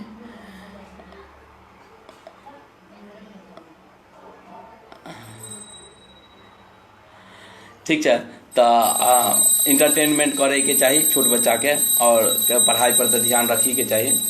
और बहुत निक। अब हम अहाँ के छै बहुत देर भऽ गेलै लाइव, करीब 1.5-2 घंटा भऽ गेलै। यदि अहाँ सबके इजाज़त होए तो अब हम अहाँ सबसे इजाज़त मांगै छी। महू ठाकुर जी, हम सुधीर ठाकुर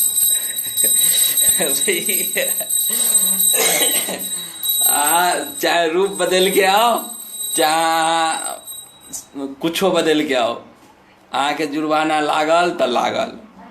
अहाँ 1.5 घंटा तक नहीं एलिए हन, ठीक है। बहुत बड़ा महफिल जमल छले एठन, कतेक महफिल वाला लोग सब गला, अरुण जी भाइगे गला, आ रोहित जी तो साफे गुम भ गला। क्योंकि रोहित जी तो ई बुझे छै कि हमर जोकरक अछि नहीं, लाइव हमर कोनो काज नहीं है एहि जगह।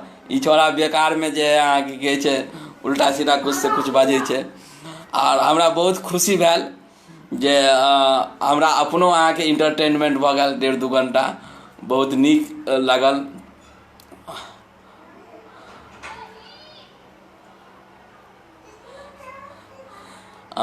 नीक काज के लिए, लेकिन अहाँ एबे नहीं करलिए। बीच शुरू से अहाँ अयती रह। अब अहाँ दोबारा तो सुनबे नहीं, हमरा बुझल ये अहाँ के मतलब ओते समय नहीं है घर में जे अहाँ दोबारा सुनबे। आ शुरू से जे आयल रहितियै रह तो शुरू से सब बात सुनने रहितियै रह, तो बीचे बीच में टोकि देतियै रह कतौ यदि गलती बाजने रहितियै रह तो। आब से अहाँ करबे नहीं। राम नरेश भाई जी अहीं के कहलू हन। अही के साथ हम जे है जय मिथिला, जय मैथिली, जय हिंद सब आदमी से हाथ जोड़ के विदा ले चाहब, कियाकि आब शाम से ढल रहल छै, ठीक छै।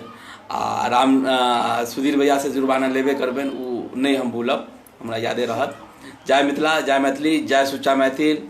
हम जाइत जाइत सब आदमी से विनती करब जे सुच्चा मैथिल जे काज कऽ रहल छै, जे मानव सेवा कऽ रहल छै, तै में सब आदमी अबियो, सब आदमी सहयोग करियो। अहाँ सबके सहयोग के बिना ई संभव नहीं छै। सब समाज से निवेदन करब जे अपने सब अबियो, सहयोग करियो। जय मिथिला, जय मैथिली।